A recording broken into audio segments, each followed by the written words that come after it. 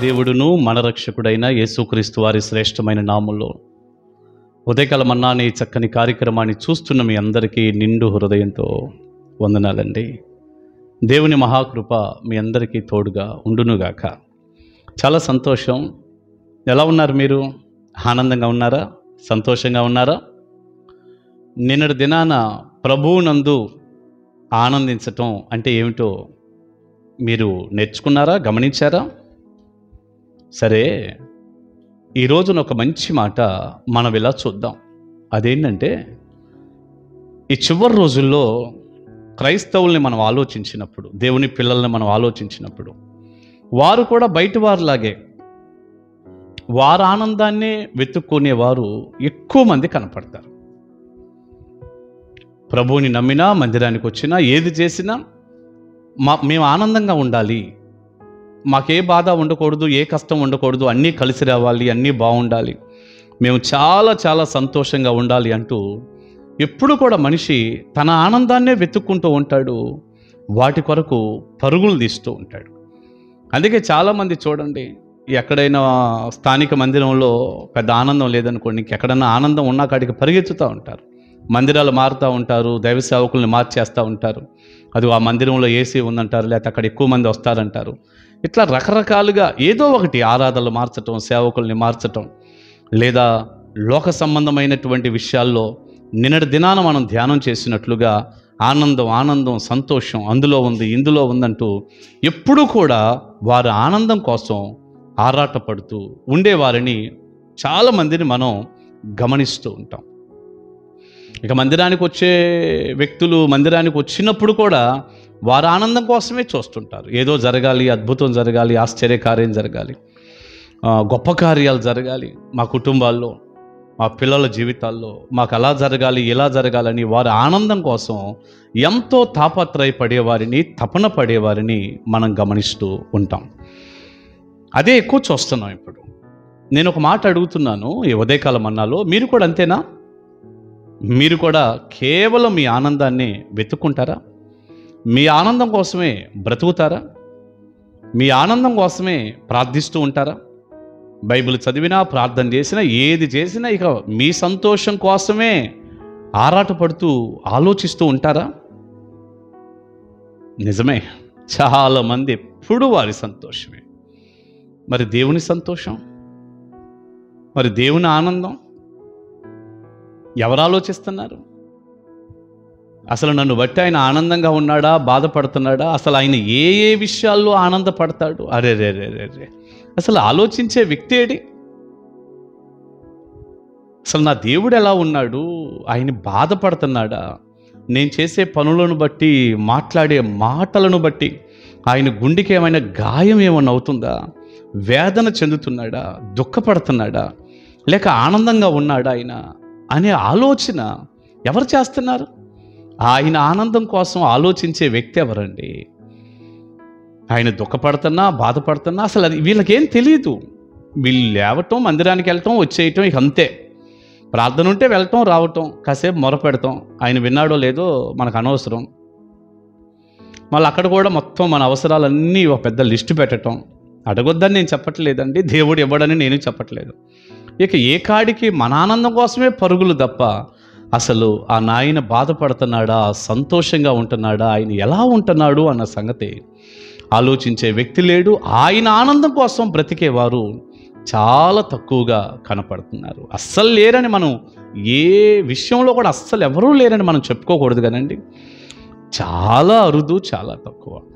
ఆ అరుదుగా తక్కువగా ఉన్న వారిలో నువ్వు కూడా ఉందువుగాక. ఆయన ఆనందమే మనకు ముఖ్యం, ఆయన ఆనందమే మనకు సంతోషం. ఒకవేళ మనం బాధపడ్డా పర్లేదు, కొన్ని కార్యాలు ఏదో అనుకున్నాయి జరగలేదు, మనకు బాధగా ఉంది, అయినా సరే దాని వెనక దేవుని ఉద్దేశం ఏదో ఉంటుంది, అది ఆయనకు సంతోషం. అలా దైవ చిత్తం కోసం నిలబడే వ్యక్తులు కావాలి, అది ఆయనకు ఆనందం. ఆ రీతిగా ప్రభువుని ఆనందపరిచేటటువంటి వ్యక్తుల జాబితాలో నువ్వు నేను ఉందుము గాక. ఇంతకు అసలు ప్రభువు ఎలా ఆనందిస్తాడు? ఒక్క మాట చెప్పనా ఈ సమయంలో? ఇర్మియా గ్రంథం 9వ అధ్యాయం 24వ వచనాన్ని మనం చదువుదాం. అతిశయించువాడు దేనిని బట్టి అతిశయింపవలెననగా, భూమి మీద కృపచూపుచు నీతి న్యాయములు జరిగించుచున్న యెహోవాను నేనే అని గ్రహించి నన్ను పరిశీలనగా తెలుసుకొనుటను బట్టియే అతిశయింపవలెను. అట్టివారిలో నేను ఆనందించువాడనని యెహోవా సెలవిచ్చుచున్నాడు. నన్ను పరిశీలనగా తెలుసుకునే వారిని బట్టి, నన్ను లోతుగా తెలుసుకునే వారిని బట్టి, చక్కటి మాట, యెహోవాను నేనే అని, భూమి మీద కృపచూపుచు నీతి న్యాయములు జరిగించుచున్న దేవుణ్ణి యెహోవాను నేనే అని గ్రహించి వారు తెలుసుకొని నన్ను పరిశీలనగా తెలుసుకొనుటను బట్టి, గ్రహించి తెలుసుకొని సరిపోలేదు, ఇంకా పరిశీలనగా తెలుసుకొనుటను బట్టియే అతిశయించాలి. అట్టివారిలో, అలా నన్ను ఇంకా ఇంకా ఇంకా పరిశీలనగా తెలుసుకునే వారిలో నేను ఆనందించువాడనని యెహోవా సెలవిచ్చుచున్నాడు. ప్రియబిడ్డ, దేవుణ్ణి లోతుగా తెలుసుకుంటున్నారా? కేవలం చాలామందికి దేవుడు ఒక అవసరాలు తీర్చే వ్యక్తిగా మాత్రమే తెలుసు, అంతే. దేవుడు మన కష్టం వస్తే వెళ్ళాలి, ప్రార్థన చేస్తే మన అవసరం తీరుస్తాడు, ఇక అంతే తెలుసు తప్ప అసలు దేవుడు ఎవరు, ఆయన విధానాలేంటి, ఆయన ప్రేమ ఏంటి, ఆయన నీతి న్యాయాలేంటి, అసలు ఆయన మన కొరకు ఏం చేశాడు, ఇంకా ఇంకా ఇంకా లోతుగా దేవుణ్ణి తెలుసుకుందాం, ఎక్కడ కనపడుతుంది? ప్రియులారా, ఈ చివరి రోజుల్లో బైబిల్ చదివే వ్యక్తులు కూడా కరువైపోయారు. బైబిల్ ఉంటున్నాయి, కొంటున్నారు. అవసరమైతే ఇప్పుడు బైబిళ్ళు రకరకాల కలర్స్ అట్టల్లో వచ్చేసినాయి కదా. నేను కట్టుకున్న చీరకి ఇది మ్యాచింగ్, నేను వేసుకున్న డ్రెస్కి ఇది మ్యాచింగ్ అన్నట్టుగా బోలెడు బైబిళ్ళు మ్యాచింగ్ బైబిల్స్ అవసరమైతే కొనుక్కొని పట్టుకొని సరదాగా ఏదో, అది కూడా ఒక అలంకారప్రాయంగా మారిపోయింది. కానీ మోకాళ్ళ మీద చదివారు భక్తులు, ప్రాణాలే పెట్టేశారు దేవుని వాక్యం కోసం. ఈ రోజున దేవుని వాక్యాన్ని చదివే వ్యక్తులే కరువయ్యారు. ఇంకా లోతుగా ఎలా తెలుసుకుంటాం? పరిశీలనగా గ్రహించేది ఎక్కడింకా అలా గ్రహిస్తాం? బైబిలే చదవకపోతే దేవుడు ఎలా నీకు అర్థమవుతాడు? చక్కటి వర్తమానాలు వింటాం, క్రమంగా మందిరానికి వెళ్తాం, ఇంకా మంచి దైవ సేవకులు చెప్పే ప్రసంగాలు కానీ, అనేకమైన బుక్స్ కానీ చదవటం, బైబిల్ ఇంకా బాగా అర్థం అవటానికి ఉన్నటువంటి వ్యాఖ్యానాలు, బుక్స్, అలాంటి పుస్తకాలన్నీ చదవటం, ఏది ఇంకా లోతుగా తెలుసుకునేది ఏది? ఎవరు పడతారండి ఇంత కష్టం?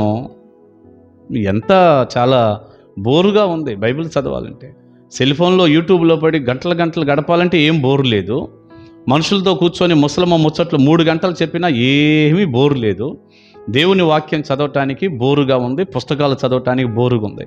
దేవుణ్ణి లోతుగా తెలుసుకోవటానికి, ఇంకా తెలుసుకోవటానికి, ఆయన ప్రేమ ఎంత గొప్పదో, ఆయన మనస్సు ఎలాంటిదో, మన కొరకు ఏం చేశాడో, ఆయన ఎంత గొప్ప దేవుడో, ఎలా సృష్టికర్తో, రేపు ఏం జరగబోతుందో అసలు ఆ గ్రహింపే ప్రజలకు లేదు. ప్రియబిడ్డ, నేను ముగించే ముందు చెప్తున్నాను, ఆయన ఆనందం కోసమే మనం బ్రతకాలి. ఆయన ఆనందించే విషయాల్లో ఒకటి ఏంటంటే, ఆయన్ని ముందు లోతుగా తెలుసుకోవటం, పరిశీలనగా తెలుసుకోవటం. ఇప్పటి నుండైనా దేవుణ్ణి ఇంకా ఇంకా తెలుసుకో. రాజకీయాన్ని గురించి బాగా తెలుసుకోవటం, సినిమా వాళ్ళ గురించి, వాళ్ళ కార్యక్రమాల గురించి బాగా తెలుసుకోవటం, లేకపోతే లోకంలో ఏదైనా మరొకటి ఏ బిజినెస్ గురించో మరొకటి గురించి లోతుగా తెలుసుకోవటం, వార్తలు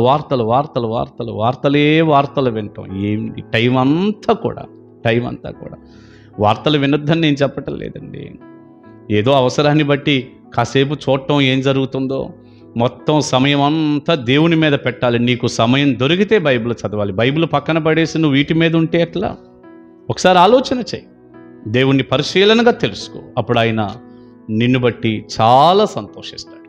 మన ఆనందాన్ని మాత్రమే వెతుక్కోవద్దు, కానీ ఆయన సంతోషం కోసం కూడా మనం బ్రతుకుదాం. అట్టి కృప దీవెన తద్వారా కలిగే ఆశీర్వాదాలు నిండుగా మీ అందరికీ దేవుడు దయచేయునుగాక. ఆమేన్. ప్రార్థన చేసుకుందాం. పరిశుద్ధుడు అయిన తండ్రి, మీకు వందనాలయ్యా. విత్తబడిన ఈ చక్కని సందేశం మీ పిల్లలకు దీవెనకరంగా మీరు చేయండి. మేమేదో లోకం మీద పడి లోకాన్ని బాగా తెలుసుకోవటం కాదు, కానీ లోకము దాని ఆశ గతించిపోతున్నాయి. అవి ఎంత తెలిసి మాకేం ఉపయోగం?